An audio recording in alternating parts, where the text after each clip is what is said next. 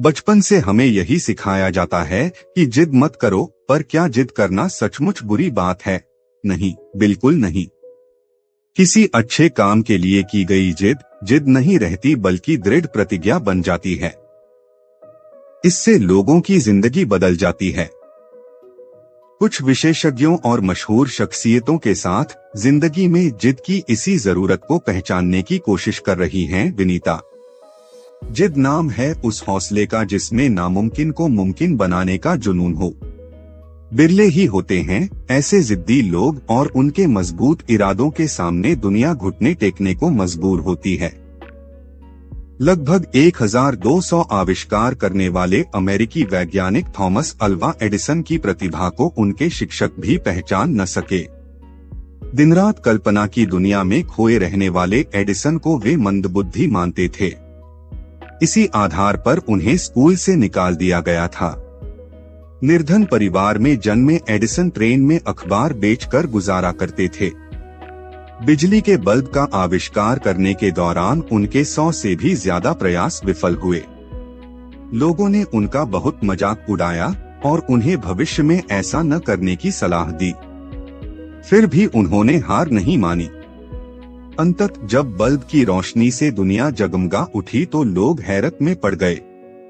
Edison को अपनी कोशिशों पर पक्का यकीन था, इसीलिए वह अडिग रहे।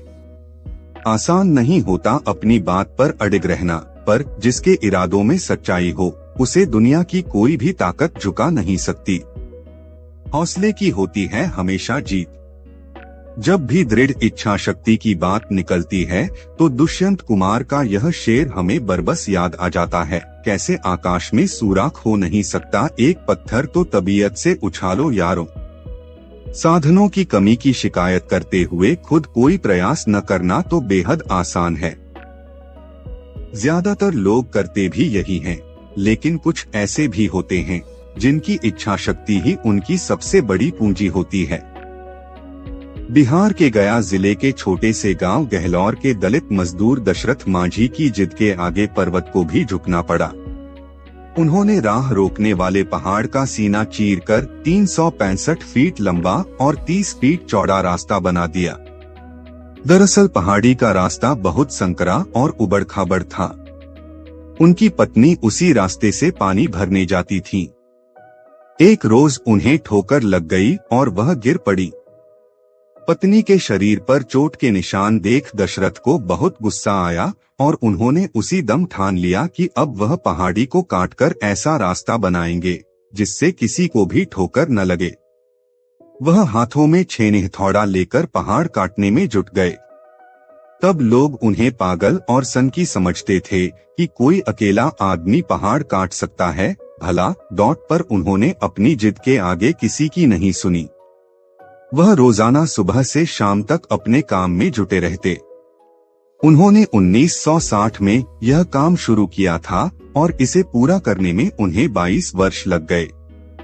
लेकिन अफसोस कि उनका यह काम पूरा होने से कुछ दिनों पहले ही उनकी पत्नी का निधन हो गया। वह अपनी सफलता की यह खुशी उनके साथ बांट न सके। उनकी इस कोशिश से ही बेहद लंबा घुमावदार पहाड़ी रास्ता छोटा और सुगम हो गया। अब दशरथ इस दुनिया में नहीं है, पर वह रास्ता आज भी हमें उनके जिद्दी और जुझारू व्यक्तित्व की याद दिलाता है। उनकी दृढ़ इच्छा शक्ति को सम्मान देते हुए दिल्ली विश्वविद्यालय ने अपने कर्मचारियों के लिए दशरथ मांझी पुरस्कार की शुरुआत की है। गुस्सा भी होता है अच्छा। जिद की तरह गुस्सा भी हमारी नकारात्मक भावनाओं में शुमार होता है और इन दोनों का बड़ा ही करीबी रिश्ता है। इस संबंध में मनोवैज्ञानिक सलाहकार डॉक्टर अशुम गुप्ता कहती हैं, अगर किसी दुर्भावना की वजह से गुस्सा आए और कोई किसी को नुकसान पहुंचाने की जिद करे तो निश्चित रूप से यह खतरनाक प्रवृत्ति है। इससे इंसान केवल दूसरों का ही नहीं बल्कि अपना भी अहित कर रहा होता है। हमारी मानसिक संरचना में ये दोनों भावनाएं बिजली की तरह काम करती हैं। अगर सही जगह पर इनका इस्तेमाल किया जाए तो चारों ओर रोशनी फैल सकती है। अगर इनका गलत इस्तेमाल हो तो पल भर में जलकर सब कुछ खाक हो सकता है। यहाँ असली मुद्दा नकारात्मक भावनाओं को सकारात्मक ढंग से चैनलाइज करने का है। अगर बच्चा अपनी मनपसंद चीज लेने की जिद करता है तो बड़ों को हमेशा उसकी जिद पूरी नहीं करनी चाहिए, बल्कि उससे यह वादा लेना चाहिए कि तुम परीक्षा में अच्छे मार्क्स लाओ तो तुम्हारी मांग जरूर पूरी की जाएगी। इससे उसे यह एहसास होगा कि बिना मेहनत के कुछ भी हासिल नहीं होता और उसकी जिद पढ़ाई की ओर रुख कर लेगी। गुस्से के सकारात्मक इस्तेमाल के संदर्भ में चिपको आंदोलन के अग्रणी नेता सुंदरलाल बहुगुणा द्वारा कही गई एक बात बरबस याद आ जाती है। पेड़ काटने वाले लोगों को देखकर मुझे बहुत ज्यादा गुस्सा आता है, इसलिए मैंने यह संकल्प लिया है कि इतने पेड़ लाऊंगा कि काटने वाले भले ही थक जाएं, फिर भी हमारी धरती हमेशा हरी भरी बनी रहे। सच लाचारी भरी शांति से तो ऐसा गुस्सा 1000 गुना बेहतर है, जिससे देश और समाज का भला हो। दिल पर लगी तो बात बनी। कई बार हमें दुख पहुंचाने वाले या हमारे साथ बुरा बर्ताव करने वाले लोग अनजाने में ही सही, लेकिन हमारी भलाई कर जाते हैं।